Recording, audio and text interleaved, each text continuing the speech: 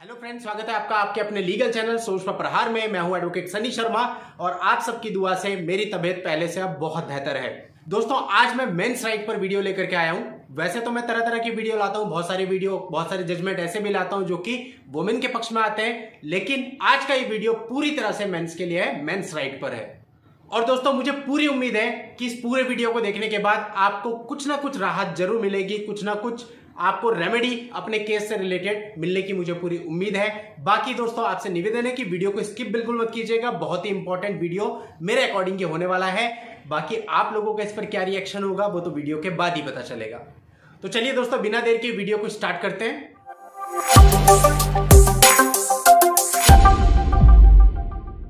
दोस्तों देखिए, अब बहुत ज्यादा अति हो चुकी है। कहने का मतलब मेंस के ऊपर इतने ज्यादा मुकदमे, इतना सब टॉर्चर, मेंटली फिजिकली, मतलब बहुत प्रॉब्लम बहुत बढ़ चुकी है। मैं आपको भी एक उदाहरण बताता हूं। मेरे क्लाइंट हैं, उन्होंने मुझसे ऑनलाइन अपॉइंटमेंट ली थी, बात करी। आपको सुन के बहुत आश्चर्य होगा, हो सकता है आपने इस तरह का मामला पहले कभी सुना भी ना हो।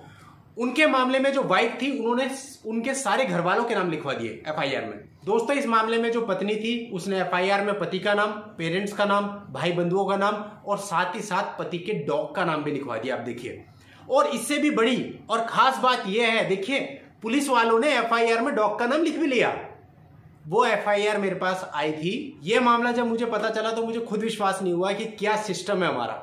तो दोस्तों, जब क्रिमिनलिटी का लेवल इतना ज्यादा बढ़ चुका है तो फिर ऐसे में मेंस राइट पर बात करना बहुत जरूरी हो जाता है। मैं ये नहीं कहता कि सारे ही जितने मेंस हैं वो सारे के सारे दूध के धुले हुए हैं, उनमें भी बहुत सारे गलत होंगे। लेकिन दोस्तों, अब ये सोचकर कि कुछ गलत लोग भी हैं, हम 80% सही लोगों को तो नहीं मार सकते ना, तो उनके फेवर में तो हमें कुछ ना कुछ लाना ही पड़ेगा।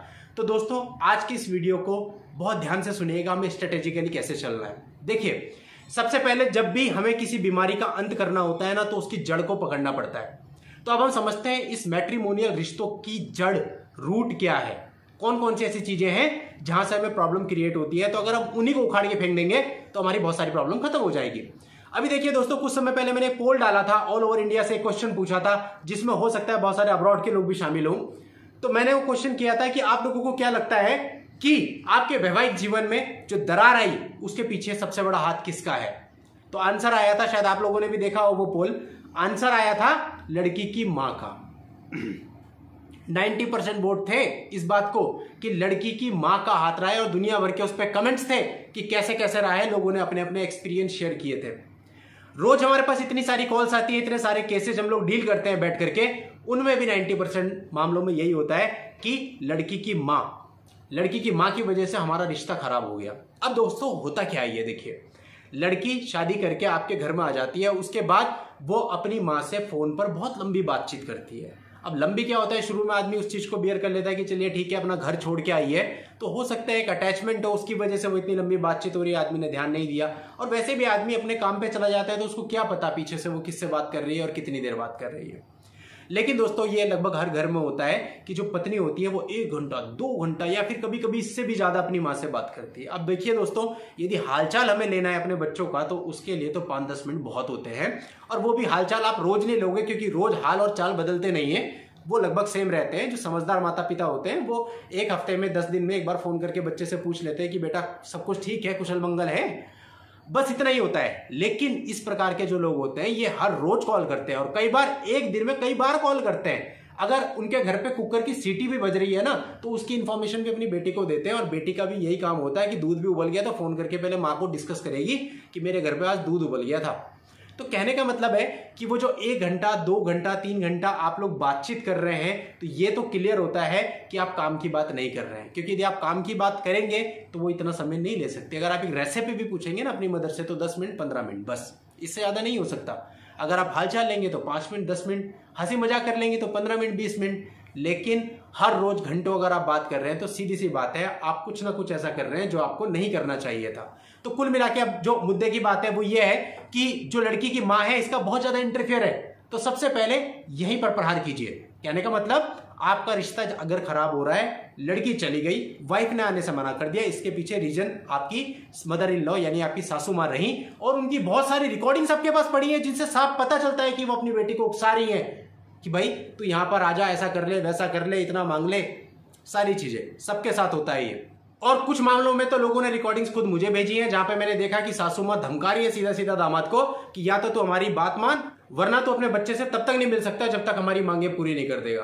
तो दोस्तों ये हालत है। तो अब ऐसे हाल में सबसे पहले आपको इस सासू मां पे ही प्रहार करना है। कहने का मतलब प्रहार कोई इलीगल जाकर के हमें कोई मार पिटाई नहीं करनी है, हमको इन पर डैमेजेस का एक केस डालना है, क्योंकि उनकी वजह से आपका घर डैमेज हुआ, आपका रिश्ता डैमेज हुआ, आप मेंटली टॉर्चर हुए।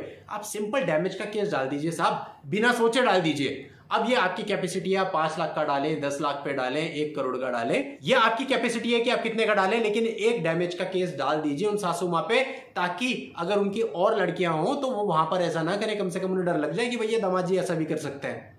अब दोस्तों दूसरे मुद्दे पे आते हैं। दूसरा रिलेशन होता है जो आपकी वाइफ होती है उनके फादर यानी आपके ससुर साहब। अब दोस्तों अधिकतर मामले में ससुर साहब सही होते हैं, समझदार होते हैं। कुछ मेरा जो अनुभव रहा है, अधिकतर मामलों में जो पिताजी होते हैं वो समझदार होते हैं, वो चाहते हैं कि लड़की का घर ना टूटे, बट उनकी प्रॉब्लम ये होती है कि वो अपनी पत्नी के सामने कुछ बोल नहीं सकते। यानी वो दब्बू किस्म के पति रहे हैं पूरे जीवन भर, और अब भी वो अपनी पत्नी से दब रहे हैं। उनके घर में उनकी पत्नी की चलती है, जो पत्नी कहती है वो होता है, इसलिए बेचारे लाचार हैं। लेकिन पता उन्हें सब होता है कि क्या सही है क्या गलत है। वो चाहते हैं लड़की का घर ना बिगड़े, लेकिन कुछ कर नहीं सकते क्योंकि बच्चों ने और उनकी वाइफ ने उनको दबा रखा होता है। तो एक टाइप के पिताजी तो ये होते हैं। दूसरे टाइप के पिताजी वो होते हैं जो खतरनाक होते हैं। कहने का मतलब वो उल्टा अपनी लड़की को भड़काते हैं, अरे तू यहां आ जा, मैं देख लूंगा, मैं इसे जानता हूं, मैं उसे जानता हूं, ऐसा कर लूंगा वैसा कर लूंगा, तेरा बाप अभी जिंदा बैठा है। दूसरा इस टाइप के पिताजी होते हैं। अब ये जो इस टाइप के पिताजी होते हैं ना, इनको सबक सिखाना है आपको। यदि इस टाइप के पिताजी आपको फोन करके कहते हैं ना कि देख तेरे को ये करा दूंगा, वो करा दूंगा, ऐसा करा दूंगा, वैसा करा दूंगा, रिकॉर्डिंग कीजिए इन सबकी, और अगर पैसे की मांग करते हैं तेरे को इतना देना पड़ेगा, उतना देना पड़ेगा, वरना तेरे को जेल करा दूंगा, तो भैया एक्सटॉर्शन भी कर रहे हैं वो आपका। तो आप इनकी कॉल रिकॉर्ड कीजिए, और रिकॉर्ड करने के बाद वेट मत कीजिए कि पहले ये जाकर के 498 आप पे कराएंगे, 125 डालेंगे। आप जाइए एफआईआर दर्ज कराइए। एफआईआर दर्ज नहीं करती पुलिस तो जाके कोर्ट में कंप्लेंट केस फाइल कीजिए 504 506, क्योंकि गाली गलौज तो करेंगे ना, धमकी भी देंगे। एक्सटॉर्शन भी आपका कर रहे हैं 383 384। और यदि आपको ये कह रहे हैं कि आपको मैं मुकदमों में भी फंसा दूंगा यदि आपने मुझे इतना पैसा नहीं दिया, 389 ऑफ आईपीसी जिसमें 10 साल तक की सजा हो सकती है, ये सारी एक्सटॉर्शन की धाराएं लगा करके मुकदमा दर्ज कीजिए अपने ससुर साहब पर, ताकि उनको पता चले कि दामाद जी भी एमए नहीं है। बस दोस्तों मुझे एक ही डर है, ये वीडियो मेरे ससुर साहब ना देख लें। अब दोस्तों अगले एलिमेंट की बात करते हैं, लड़की का भाई।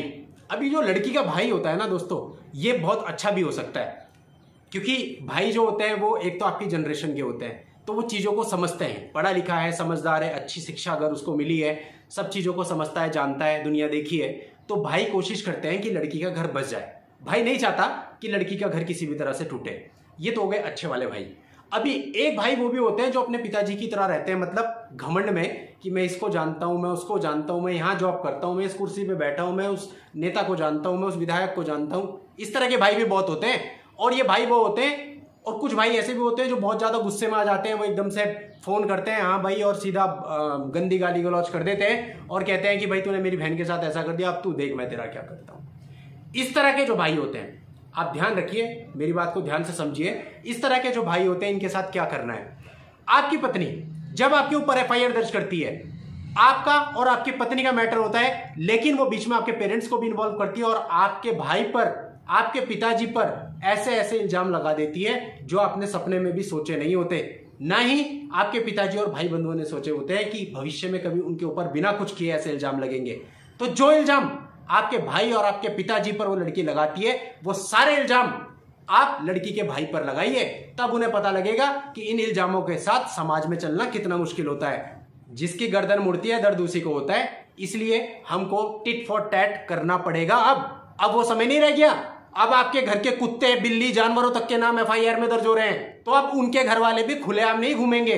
अगर वो गलत कर रहे हैं तो उनके खिलाफ भी कानून है, बस उस कानून का प्रयोग करना सीखिए। मुकदमा कैसा भी हो, छोटा बड़ा, लेकिन मुकदमे का प्रेशर होता है। इसके बाद दोस्तों अगला एलिमेंट आता है, लड़की जब अपने मायके चली जाती है, जिस वक्त वो प्रेग्नेंट होती है, यानी कि उसका बच्चा होने वाला है, वो अपने मायके चली जाती है, जिद होती है मैं डिलीवरी वहां पे करवाऊंगी। क्यों भैया, क्यों करवाएगी? पहले तो बात ये बताइए। जब आप ब्याह करके यहां आ गई, बच्चा उस व्यक्ति का है, जिम्मेदारी उसको लेनी है, पैसा उसको भरना है, कोई डिलीवरी के टाइम पे अप डाउन हुआ उसके लिए रिस्पॉन्सिबल वो है, तो तुम अपने माँ बाप के यहाँ जाकर के क्यों बैठ रही हो? क्या मतलब बनता है? जिस आदमी से आपने शादी करी है, जो आपकी रिस्पॉन्सिबिलिटी उठा रहा है, जो उस बच्चे की रिस्पॉन्सिबिलिटी उठा रहा है, जो उसका लीगल फादर है, वो डिसाइड करेगा कि उसे अपनी फैमिली को कैसे मेंटेन करना है, किस हॉस्पिटल में दिखाना है, कहां पर डिलीवरी करवानी है, प्राइवेट करवानी है, सरकारी करवानी है। आपके माता पिता डिसाइड नहीं करेंगे। लेकिन अधिकतर मामलों में क्या होता है, लड़की जाकर के माँ बाप के घर चली जाती है, और कई बार तो दोस्तों ऐसा होता है माँ बाप के बहनों के कहने सुनने में आकर के बच्चे का अबॉर्शन करा देती है, और पति को बेचारे को पता तक नहीं चलता कि उसने अबॉर्शन करा लिया है। यानी कि एक मासूम को जो कि कोख के अंदर है, उसकी जान ले लेती है, उसकी हत्या कर देती है। रीजन तो वही बता सकती है, लेकिन मेरे पास तो ऐसे अनेकों मामले हैं जिनमें पति को यह पता तक नहीं चला, उसने जाकर के अबॉर्शन करा लिया। यानी कि आप ही के बच्चे को, आप ही के कुल के वंशज को पेट में मार दिया गया, मारकर फेंक दिया गया, और आप कुछ नहीं कर पाए। लाचार, एकदम लाचार। ऐसा नहीं होना है दोस्तों। अगर आपके साथ इस तरह का क्राइम हो गया, भ्रूण हत्या, आप सोचिए कि एक नन्ही सी जान को आपने मार दिया। अरे अगर आपके साथ ऐसा नहीं हो रहा, किसी के साथ भी हो रहा ना, तब भी आपको खामोश नहीं बैठना चाहिए। अगर कोई ऐसा अपराध कर रहा है और आपके साथ अगर ऐसा अपराध हो रहा है फिर भी आप चुप बैठे हैं, तो लानत है आपके ऊपर। आप जाइए पुलिस स्टेशन 312, 315 में FIR दर्ज करवाइए। क्राइम है, बहुत बड़ा क्राइम है। आपको बिना बताए आपका बच्चा था वो, और नहीं करती है पुलिस, तो पुलिस को एप्लीकेशन दीजिए, SSP साहब को एप्लीकेशन दीजिए, जाकर के कोर्ट में मामला दर्ज कराइए। वेट मत कीजिए, इंतजार मत कीजिए, कोई आपका साथ नहीं देगा। इन लोगों को जो करना है वो करेंगे, लेकिन आपके साथ अगर कोई अपराध कारित हो रहा है तो उसके खिलाफ चुप बैठना भी बहुत बड़ा गुनाह है। अब दोस्तों इसके बाद नेक्स्ट फैक्टर आता है लड़की की बहन।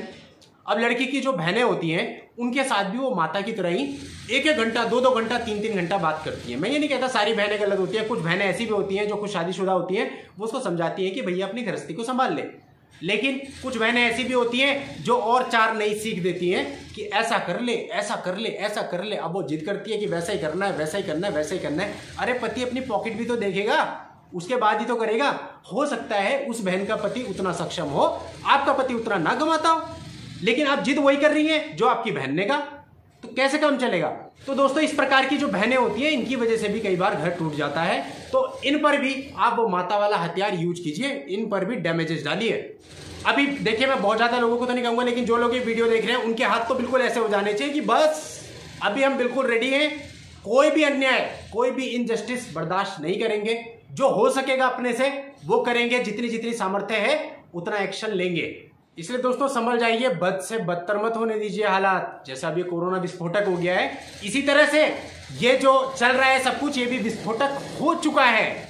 इसको रोकना अब बहुत जरूरी है, और आप लोग इसको रोक सकते हैं। मैं अकेला नहीं रोक सकता, कोई और नहीं रोक सकता। जिसके साथ हो रहा है उसको लड़ना पड़ेगा।